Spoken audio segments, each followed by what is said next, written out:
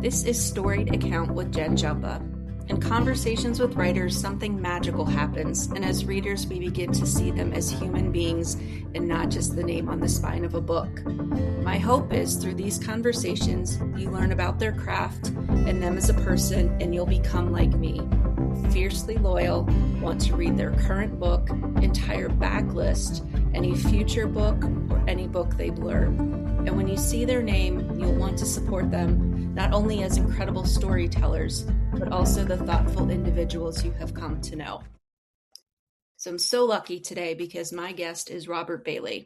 He is the Wall Street Journal bestselling author of The Boomerang, the Jason Rich series, the McCurdy and Drake legal thrillers, as well as the inspirational novel The Golfer's Carol and the new Max Ringo series with the first book, The Mediator, which just published this week. So congratulations.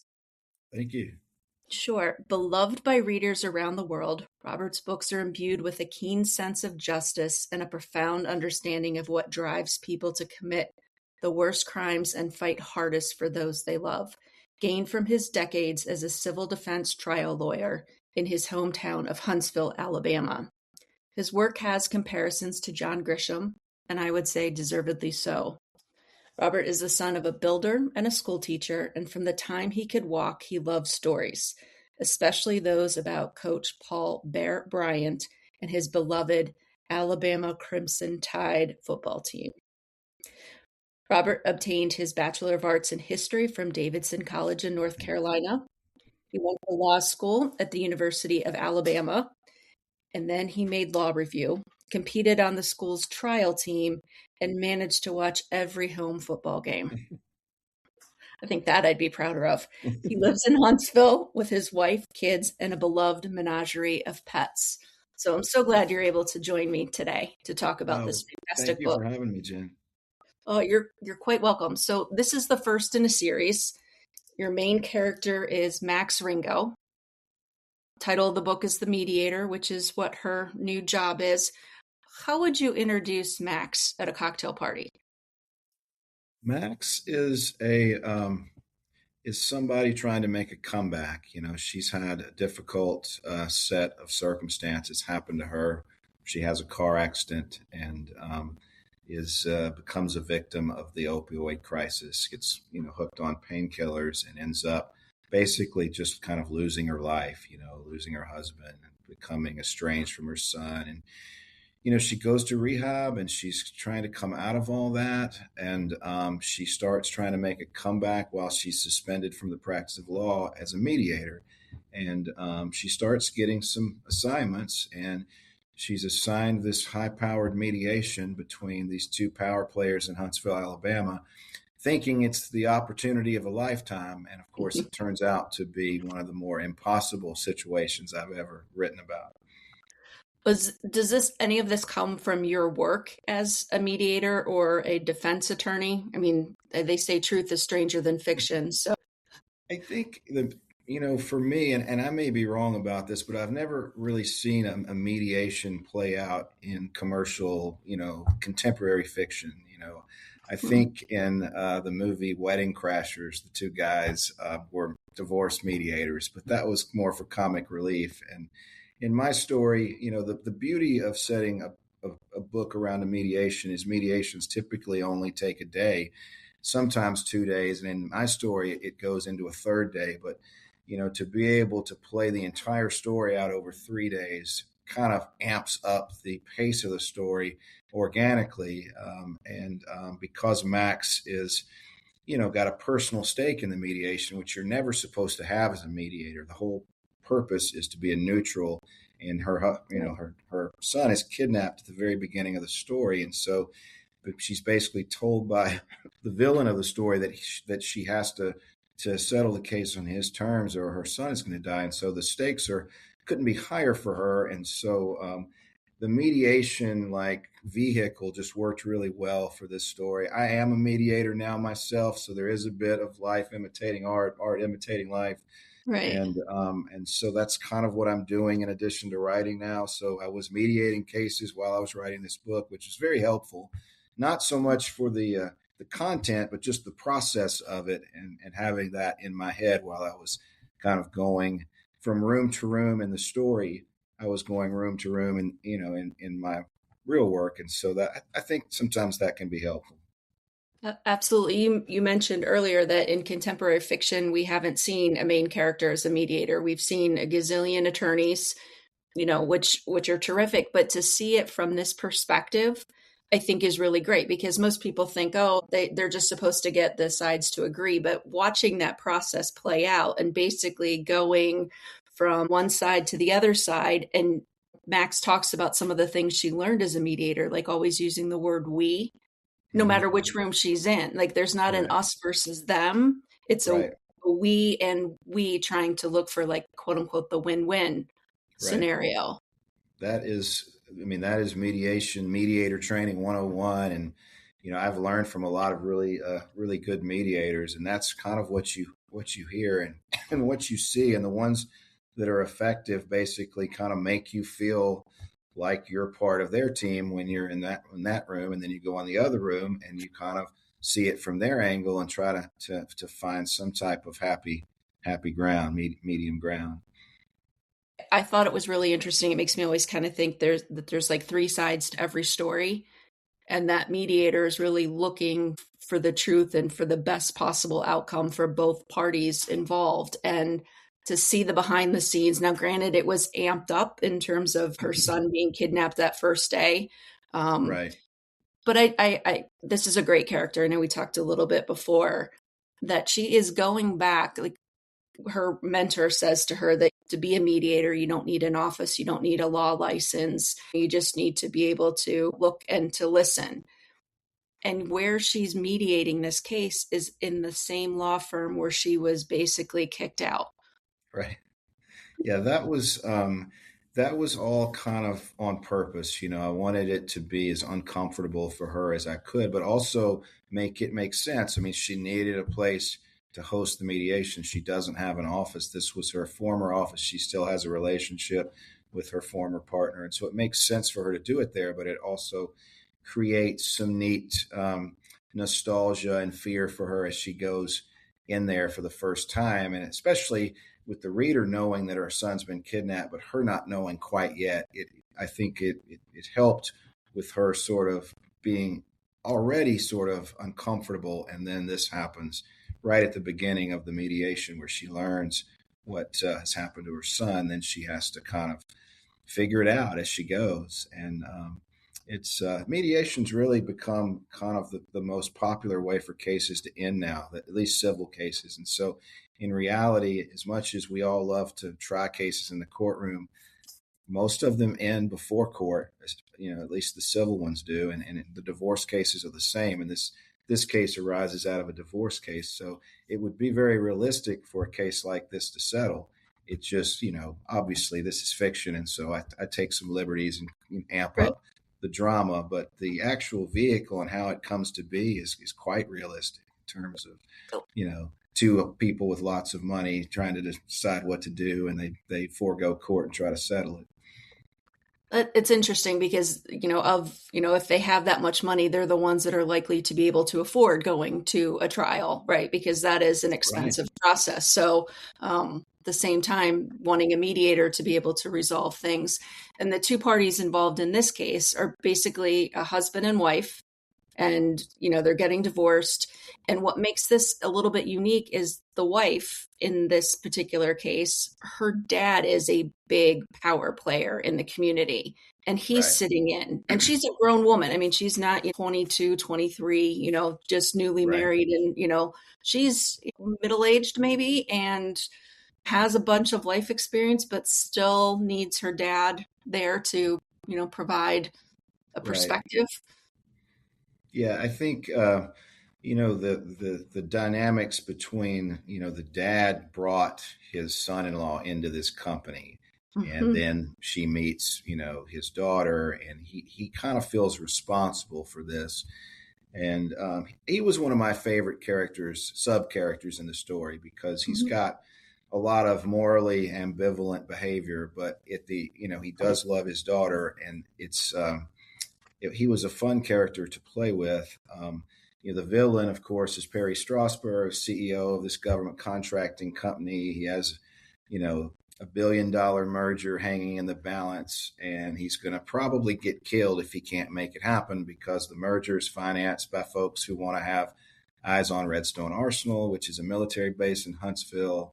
And there is a whole lot of truth to the fact that there's several of the characters mentioned foreign operatives being in Huntsville Mhm. because of all the space exploration and the rocket center and the missile defense industry. And that's pretty true. And so to be able to take, an authentic kind of piece of our culture here in Huntsville and sort of turn it, use it, in fiction is, I think it helps with the story some. And then, Perry was sort of given the reins by Dagger, his father-in-law, and then Dagger Richardson, is double crossed basically by Perry, just like Stephanie, the wife, is. And so Dagger doesn't want Perry to get what he wants. And that sets up an almost impossible situation for Max, where you have all these people who hate each other, all this money involved. And, there's a battle for the company. Dagger wants it back. Perry wants to keep it and merge. And not all the characters know what the other characters know, which is kind of fun to play with too. I mean, we know because we're seeing, this from Max's perspective. So we know what the other one, but to be the other party that is in that room and not knowing the motive. I mean, it's amazing what motivates people and what they will do to get what it is that they want. And Right. Dagger, I mean, even just his nickname, I mean, that's perfect. Thank you.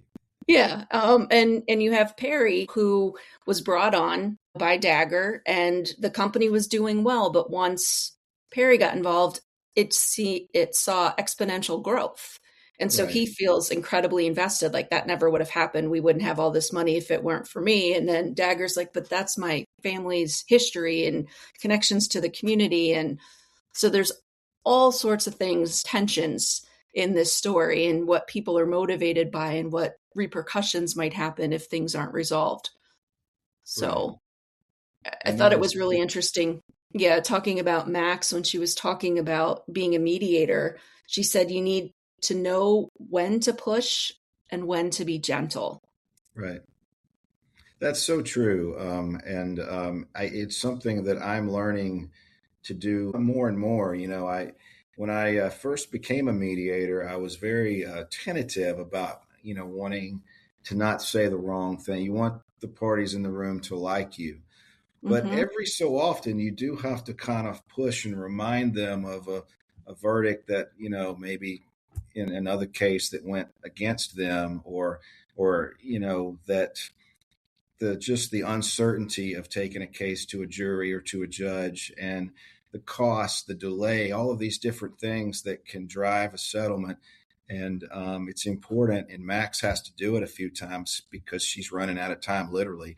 And sometimes it can backfire. Sometimes you can lose the room for a little while if you're not careful with it. So there is a dance to it.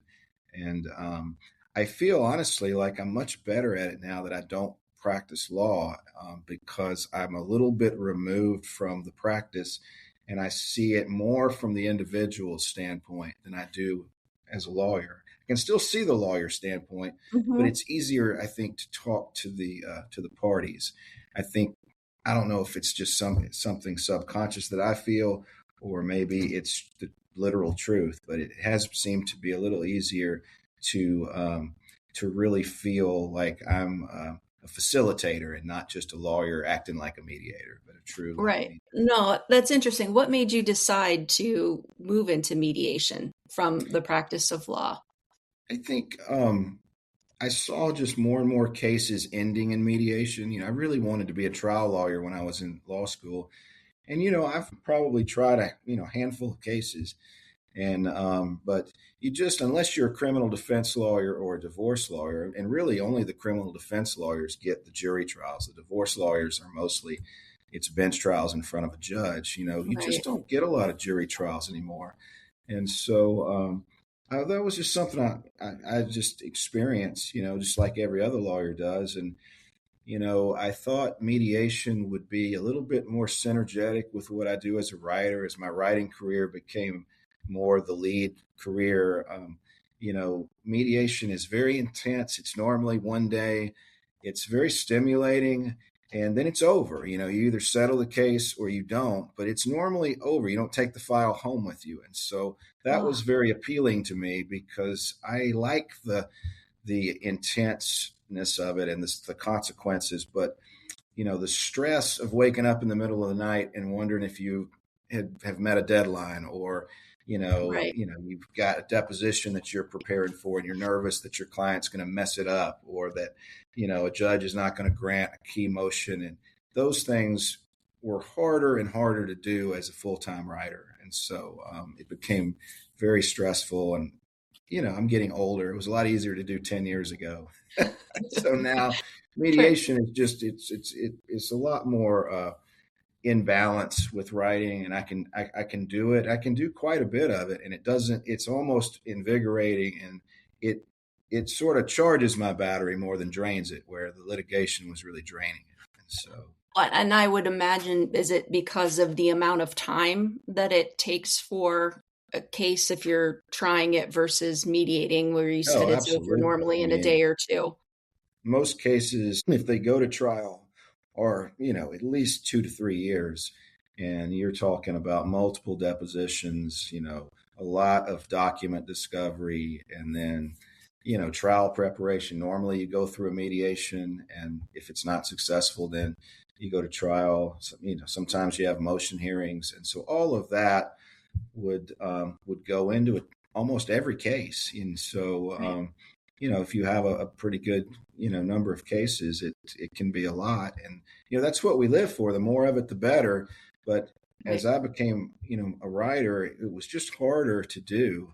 And it's just not really something that you can just do part time. I mean, I know there are part Right. time lawyers, but it's hard to do litigation part time. And so, whereas mediation is very easy to do part time, and honestly, it's the kind of job for me. Like I said, it doesn't drain my battery like litigation did, and so it really has been helpful, I think, sometimes to be able to do something that keeps my foot in the water in the legal world, but it doesn't require the teeth gritting and the white knuckles of, like, deposition prep and hoping that something doesn't go wrong, which I was becoming more and more of a stressor for me. Yeah, well, first of all, I'm glad you recognized that and that it allowed you the opportunity to continue to write and write incredibly great stories.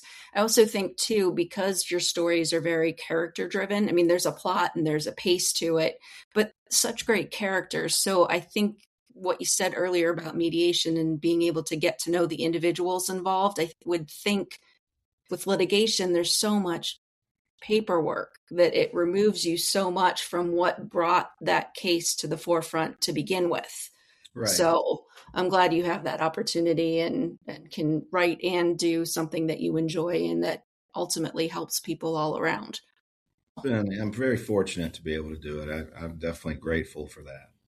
Is there a reason why like mediation has increased lately? Is it just the cost of trial or wanting some resolution sooner? I think that the cost of trial, the just the time value, like I mean, a case can take 3 to 5 years, and even before COVID, it was taking a long time. But then COVID happened, and you've got like a year backlog, and so we haven't ever really recovered from that. And so the cases take longer, and there is, I think juries, I don't know if they're angrier, but they're definitely more, they're less predictable now. Used to be in Alabama, there are conservative counties, there are more non-conservative counties, and you just kind of had an idea going in what was going to happen. And now, even in conservative counties, you can get wilder verdicts, and in the other counties, the more liberal ones, you can get kind of verdicts that you would never have seen 20 years ago. And so I think the uncertainty of what's going to happen has become so great that it's driving, fear in a lot of ways drives settlement. The fear of what, if it, and that's what we try to do, is we try to reach a number where one side's afraid not to take it, and the other side's afraid not to offer just a little bit more to make it go away. And so that's this kind of the zone of potential agreement. Really, is when everybody gets uncomfortable, Right. and It makes a lot of sense. One of the things that you touch on in this book is Max and kind of how she ended up, losing the ability to practice law. Her husband, um, she became addicted to drugs, and it was a very innocent, innocuous, which is kind of where we're seeing the big increase right now is the baby boomers that have a hip replacement, or the next thing you know, they have a drug issue. So hers starts very innocently, a car accident and treating an injury. The next thing you know, so it's an interesting thing to bring up in this current time, you yeah, know. I wanted her to have a background that hadn't done before, and I thought Hmm.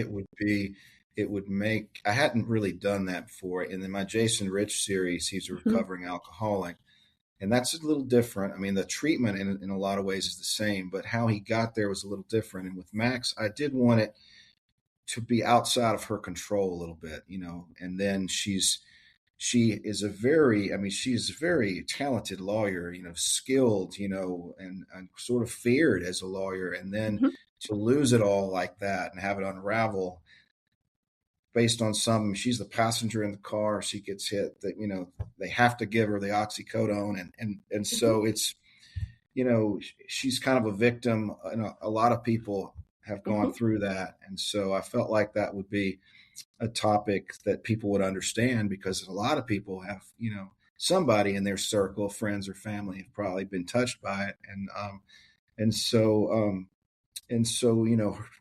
having that in the backdrop of this story for Max is just, it makes it almost unbearable, because she's having to, do this, handle all this adversity while she really hasn't been that far removed from rehab. And so it's a tough situation.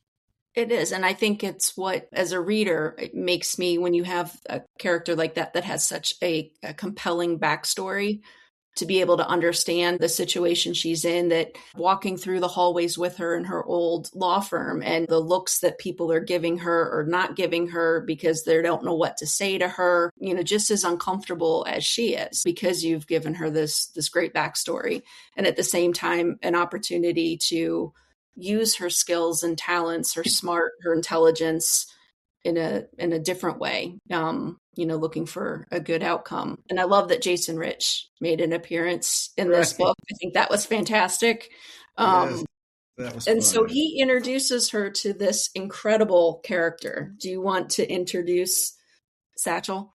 Sure. So the Colonel Tony Yep. Dandle is a recurring character in the Jason Rich series, and one of my favorites. I mean, we all have probably our favorites, and for me, the Tony Dandle brothers are supporting characters in the Jason Rich series, and really happened organically in the first Jason Rich book, where Jason is going up against this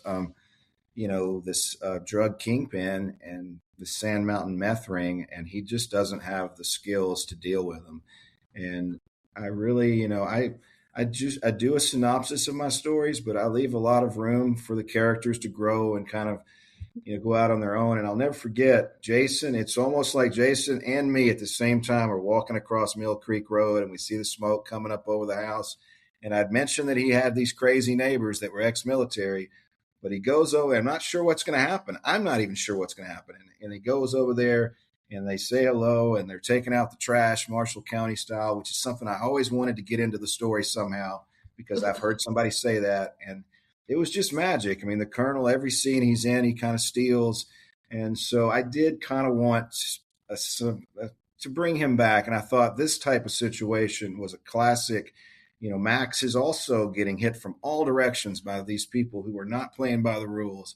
And of course, that's just Satch's game. That's kind of Right. what he lives for. And so, and Jason knows this.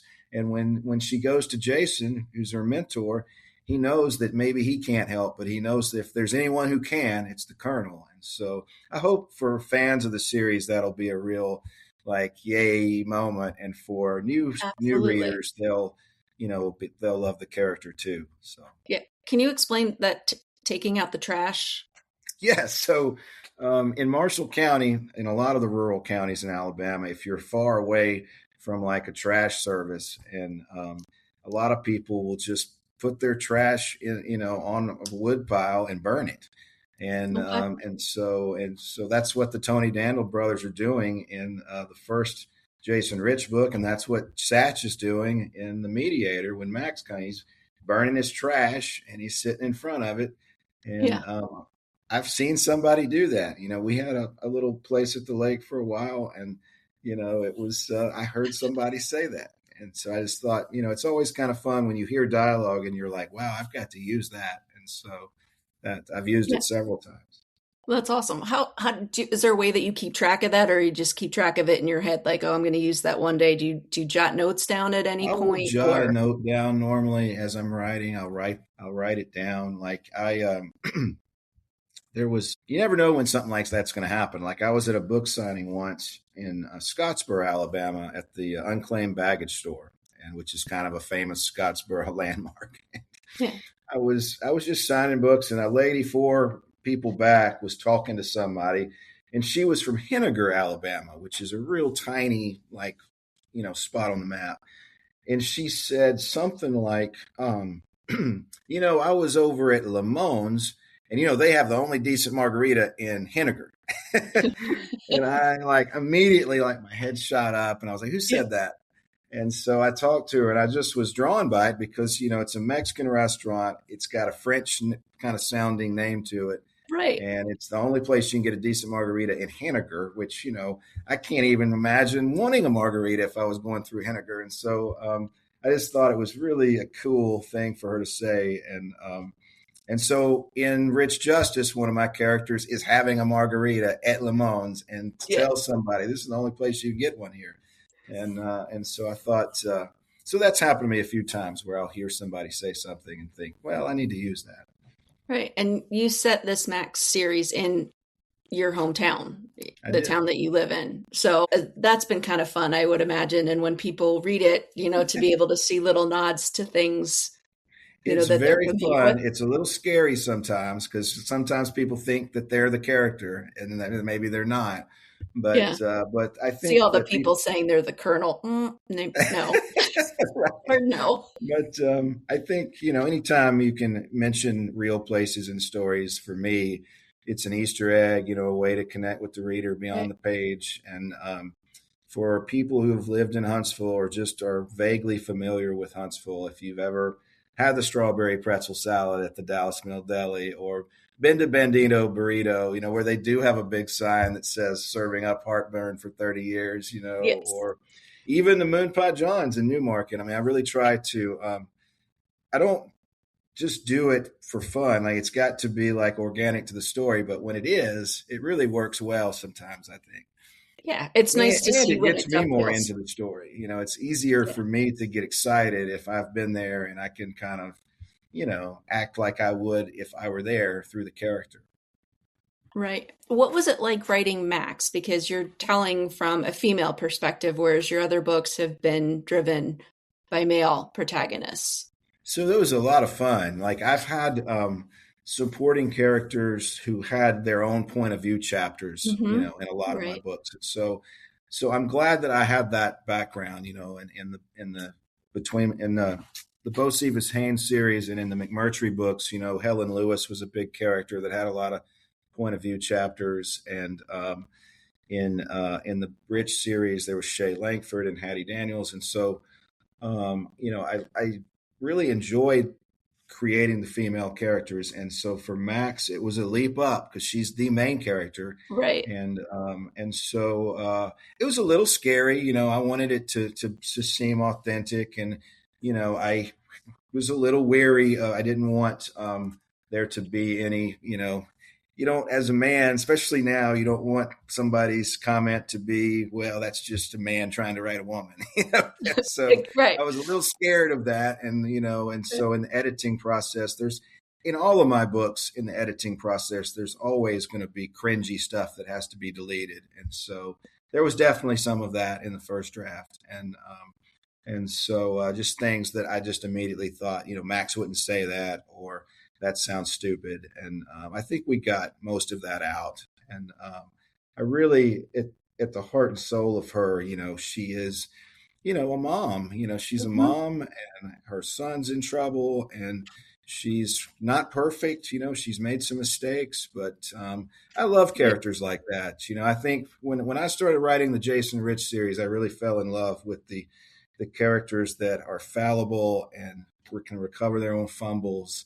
And I think Mhm. it's more interesting to read about too, because it's you have more meat on the bone to write a character like that, because conflict drives these stories. And so a lot of times it's more appealing if a character has literally put themselves in a bad position that they have to climb out of. And so Right. Max has some of that, and then some of it's beyond her control. So I think you did a fantastic job with her, so I'm glad that it led you to her being the main star in yeah. this book. She has, obviously, it's kind of the themes of what we do for family, right? She's a mom, and you hear the stories all the time of the parents who will lift a car off of their child or be able to run faster than they've ever run before because Right. it's in pursuit of the well-being of their child. So you have that aspect. At the same time, Max has a really great relationship with her father, even though Mhm. her father's no longer here. Do you want to talk about, how you added that to her background? Yeah, so the Tundra, the white Tundra that she drives is her Yeah. dad's truck. So my dad drove a white Tundra, and I still drive it, Yeah. And when he died in 2017, my brother started driving his truck, and then my brother got a new car, and I'm a father now with children of my own, and so I always drive the oldest car, and so the truck was available, and I started driving it, and of course when I first got in the truck, I could smell my father. He still has his scent in it, and so I thought that was a neat detail that makes me feel good. And so I sort of projected that onto Max and thought of my dad when I thought of her dad.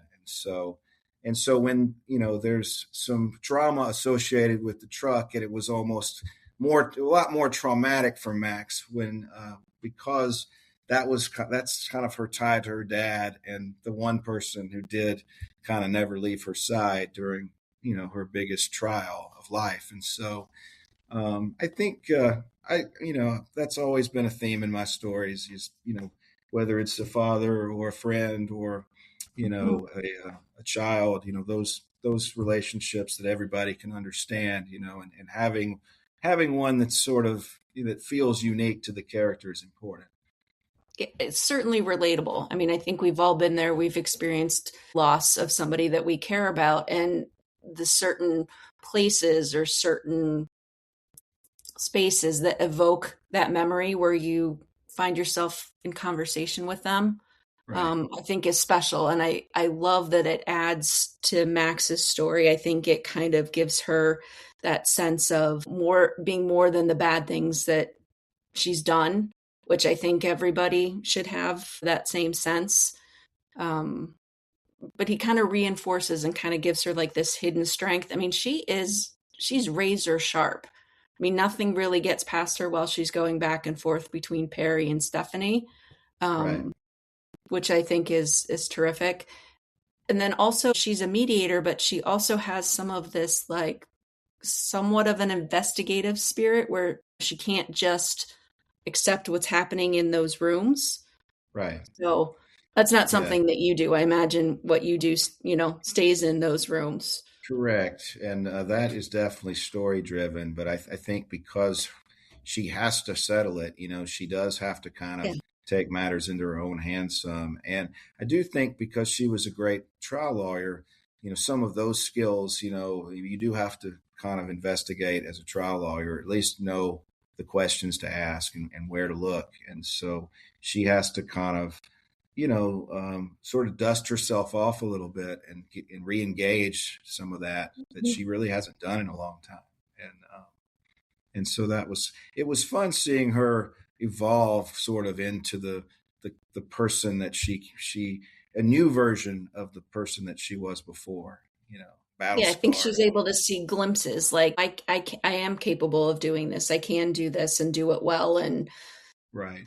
kind of, I guess, rehab her reputation in the Right. field, which Exactly.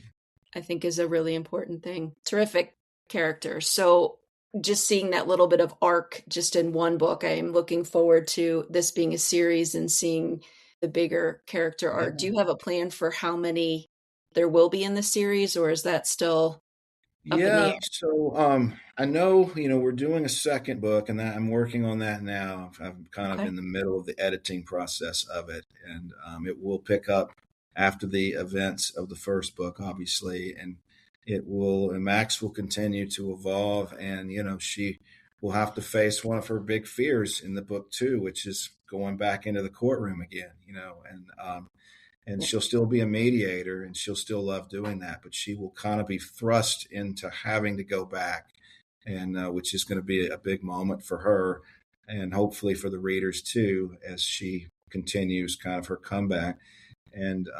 And there's just, I think anytime Max and Jason had some of this too, they have such personal stakes in these cases. It raises and amps up everything for them and for the reader and for me as the writer. And so I hope we hit the right notes with it. But I envision it going 3 books. I think it'll be Awesome. similar to the Rich series in sort of an arc where the character hopefully will grow and evolve and have setbacks and hopefully get Right. over them. But and there'll be some new characters we introduce in book 2, and which is always fun, and maybe some callbacks to I like it.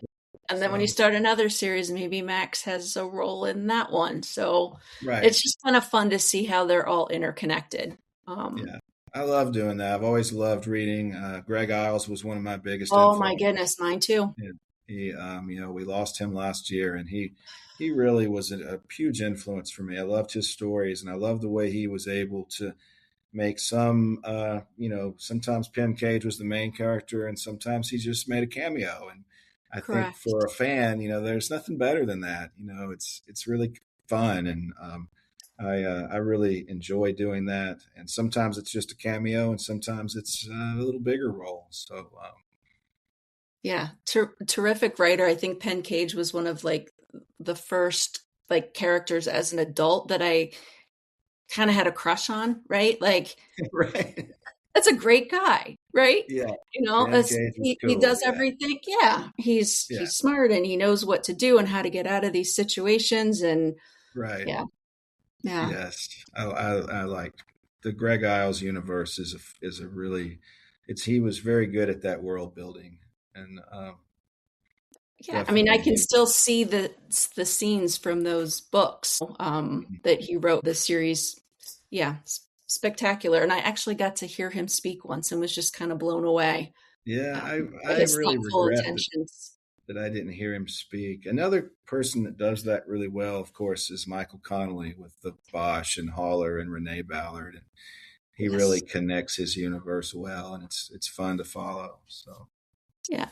Can I ask a question? Like as a writer, mhm. clearly you've written this book, it just published. You're doing edits for book number 2. How do you keep the story straight in your head? Because I imagine you're already starting to kind of noodle on book number 3. Like, how do you it's not give away something accidentally when you're talking about book number 1? What on your book tour? it is hard when they ask about book 2, particularly with this book, to set up, the storyline for book 2 without giving away the ending of book 1. And right. all I can really say is what I've told you, is that it will be a sequel. It will involve her returning to the courtroom. But if I gave much more away, it No, I would don't. sort of No, no, no. No, it because I would can't sort wait of to give like, away yeah, the ending to like book 1. But suspend. I do, and that's been my life for the last decade. Is I working on one book, you're promoting either the one right before it or one completely different. It was a little easier last year because I was promoting the Boomerang and writing the Mediator, and the universes are separate. Mhm. But particularly when it's a series, my brain can get scrambled, and it is. I do have difficulty working on 2 projects at once. Particularly when I'm not completely finished with one, and I wish I was a little better at that. because I think we all have this built-in procrastination meter or whatever. And I wish I was a little better at sort of manipulating my mind into thinking more in terms of we need to get this done in 2 weeks, even if it's really not, that's really not the deadline, No, I think deadlines it speaks to the pacing on your page. are right. Yeah, And how does that feel? I mean, this takes place over 3 days. I read it very quickly, and not in 3 days, in less than 3 days. And I right. know it took you more than 3 days to write. So how does that resonate with you? Like, I just spent months and months on this book and edits and line edits, and Right. you just knocked it out in a weekend. It's, that's the whole goal. You hope to entertain and inspire people, and you hope that when they get to about 50 pages left of the book, that they start to have that slow down because they're sad it's about to be over. I mean, I have that from time to time, and Mhm. it's that's the goal. But I think, it really is a performance activity. And so a lot of times, if I'm writing fast, it's normally a good thing. Like I finished the first draft of the Mediator in about 6 weeks. It's probably the fastest I've ever written a first draft. But Wow. it's got my process has gotten faster now that I'm able to do it full time. And that's happened to me before. I wrote the last 250 pages of the Final Reckoning over about a 5-day period, but it was a really fast ending to that story, and the writing of it in sort of a intense pace was helpful. And I do think as a reader, when I'm reading something I really like, particularly once I hit about page 200 of a 350 page book, I really don't want to stop. And the writing is that way too. Once I can Mhm. see the light at the end of the tunnel, I want to get there as fast as I can, because a lot of times some of the magic that can happen that really makes it good happens in that sort of intense period. So it's a buzz. It really is kind of a natural buzz to where you are just sort of all of the neurons are firing, and that doesn't happen all the time. And when it does, I really like to keep it as long as I can. I would say keep doing whatever you're doing because every book continues to be incredibly successful, and I Well, have no thank you. doubt that The Mediator, starring Max Ringo, will be the same. As a reader, can you suspend that writing part of your brain and just truly enjoy the story, or are you somebody who's kind of always in the back going, "Well, gosh, I wouldn't have led with that," or I'm not sure I appreciate that structure? I can, for the most part, I can enjoy reading without being kind of a writer, critiquer. Occasionally, I will see something that I really like, and I'll think, wow, like I read the first 3 chapters of Razorblade Tears by Oh, Cosby. that's And mhm. it's like one of the few times I've had like just immediate professional jealousy. Like the setup for that story was just amazing, and I was jealous like that I hadn't come up with an idea like that. Of course, he's the only one that could have written that story, but Right. and so I do when it's really done well, I notice it. And but I just read Theo of Golden, which is kind of one of the it books this year. I don't know if you've read it yet, but It's on my list, and oh my it's sitting gosh, I over on that. mean, it was so good. Like I was just a true, like after about 50 pages, it was like I was back in high school reading something I loved. It was really, really good. And so that's still out there for me. And I'm happy that I can watch, read something and still feel kind of giddy that it's that Yeah. good. Did you know you wanted to be a writer? I know you went to school, you got a degree in history and then decided to go to law school. At what point did you decide you wanted to be a reader? Or was it something that was always kind of in your background? You just referenced like being in high school reading something that completely captured you. Yeah, I think probably when I was a senior in high school, our AP English teacher had us write like a monthly journal. It's the first creative writing I ever did. And I really enjoyed that. And then when I got to college, my senior year, they offered a creative writing class where a real author taught us, and we wrote 4 short stories, which I wrote them, and they were terrible, but they weren't terrible enough to where I didn't get a few good comments. And I've always loved reading novels. And so I when I was in law school, the idea for the professor came, and I read Stephen King's book on writing, like Yes. thousands upon millions of other writers have. And it was very inspiring just because it was so practical, the advice was. And it kind of allowed me just sort of permission in my head to like give it a shot and to read a lot of things that I probably wouldn't have read if I hadn't have read that book. And so all of Right. that kind of came together for me to give it a Oh, shot. I'm so glad. There's somebody kind of reading or will be reading very shortly The Mediator and going, man, I wish I would have thought of that. So may you I have hope your so. razor Yeah. blade tears moment too. You know, great, great book. One of the things that I look for is, language in books. I mean, there's different theories about why people read, to be entertained or to learn or to escape and what attracts people to a book. Some people will say character, some people will say it's the story, some people will say it's the setting, language. It's kind of a myriad for me. I tend to be very character driven and will read pretty much anything if it has a great character. Like I Right. found myself reading a little bit of horror, which is typically not my genre, but because it has great characters, I'm Right. in. But thinking about Max and some of the lessons she learned from rehab, and one of the things she said is that sometimes there were no answers, and she learned that painful lesson in rehab. And I think how wise that is, and I don't know if she realizes how wise it is when she says it, because I think sometimes as humans we're searching for answers Hmm. and there aren't always answers and trying to reconcile that fact. Yeah. Yeah. So, Sometimes there's just choices that you have to make, and they're not even right or wrong. You have to make them. And Max is, I really tried to strip her bare in terms of like where she is at the beginning of the story, grateful mhm. for a second chance. And then I think her quest in the story kind of, she recaptures some of who she was before.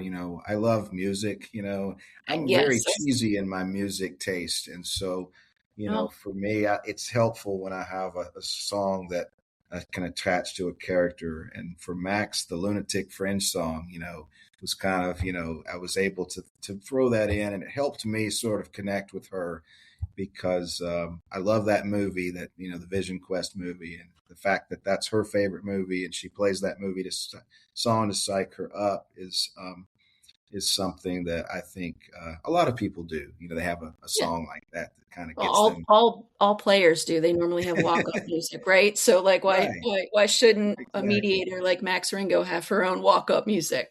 Why not? Right. Why not? Yeah, and then you have the Colonel, and he's stuck with. I shouldn't say stuck because I'm a huge fan of the Lumineers and Zach Bryan, but Right. with that song, so Yes. great choices because they kind of reflect. Because of course, I see it, and so I have to pull it up and listen to it, and I was like, oh, Right. that's perfect Yeah. to hear it alongside what I'm reading. So quite fun. And then I think kind of thinking about Max trying to, reinvent herself, she said it was good to be looking forward to the future, but before she could walk into the light, she needed closure from the darkness. Yeah. So I think well said. yeah, that's something I think a lot of people feel, and I think we all go through hard times, and so it's helpful to sort of put a lid on the past and then move forward. Yeah. Agreed. It's sage advice. It should be like on a like cross stitch sampler above a wall or on a pillow, right? Right. So as we're wrapping up, I mean, I could continue to talk to you, but the challenge with talking to thriller writers is that I don't want to give any spoilers. Right. Right. So, and so far we've done okay. Yes. So this is Story's End, the final 5 questions. So in this book, The Mediator, Catacomb 435 is a premier speakeasy. Was this inspired by firsthand experience? Yes, it was. Yes, it was. I have been there once with my wife, and we had a phenomenal time. And the whole time I was there, I was like, I'm going to set a scene in my novel in this place because it is so cool.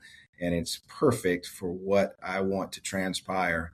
And so yes. Yeah, the setting and then the setting within the setting in Right. that part of the book, it was great. Do you have any superstitions when you're writing? Um, I That's a good question. I don't think so. I have developed a tremendous respect for momentum, and so if once I get rolling with, especially with the first draft, I almost never veer from my routine, even if I don't get enough sleep or even if I need to like take a nap in the middle of the day. I've got to get up and do my sessions. I call them sessions, like Okay. these 2.5 hour sessions where I just, you know, clear out and write. And then I'll take a little break and clear my mind and then go back. And I try to get 3 a day when I'm really rolling, and but at least 2, Okay. and so that my superstition is just don't lose a day when you're writing a first draft, because if you lose a day, it's usually going to cost you 2 or 3 days. Right. Yeah, it's really easy to get out of a routine or Yeah. back into a routine, I should say. Yes. Um, what's the last photo on your camera roll? The last photo on my camera roll. That's a good question. I think that I was in Easter picture. We were Easter at picture. we were at a place called the Ledges in Huntsville, and we took a picture of the family before we went in and ate lunch. So, Nice. You have you have two boys, right? 2 college boys and an 8th grade girl. Okay. Wow. Fun. So you're now hosting a late night show. Who's your first guest? First guest on the late night show. Yeah. The first name that popped into my head was Kevin Costner. I'm a huge Yellowstone fan and love all his 80s and 90s movies, and I think he would be a fun interview. Agreed. And also a big fan of Yellowstone. I Right. think sometimes I must have no soul because the darker they go, the more I like it. I know. I know. Or maybe it just makes me feel better, like things aren't so bad here. Like it could be, Exactly. it could be like being branded and yeah, dropped off. What song is always on a road trip playlist? What song is always on a road trip playlist? Um, I love the song. What is it? Wagon Wheel. Wagon Wheel by Darius Rucker, and earlier I Oh, can't remember the name of the band that made it, that first did it, yeah, but I love that song. Rock Me Mama Like a Wagon Wheel. yeah, We always play that on the way to the beach. It's kind of a get in the mood song, and yeah. so that's a good one, and that's the one that first comes to mind. Great choice. It's nice to see him doing country. He's Right, got he's so such a good at it. great voice. I want to say thank you to those of you listening. A huge thank you to you, Robert Bailey. The Mediator is the first in a new series starring Max Ringo and just published this week. So be sure to get in from the beginning, and then you'll likely want to read his other series, whether it's the unlikely pairing of a young lawyer with his former law professor, with his McMurdy and Drake series, or ambulance chaser attorney Jason Rich, who we see make a cameo in this book. I'm sure you will find yourself on the edge of your seat and cheering for these characters. To find out who else is visiting, go to storytocount.com. This is Story to Count with Jen Jumba.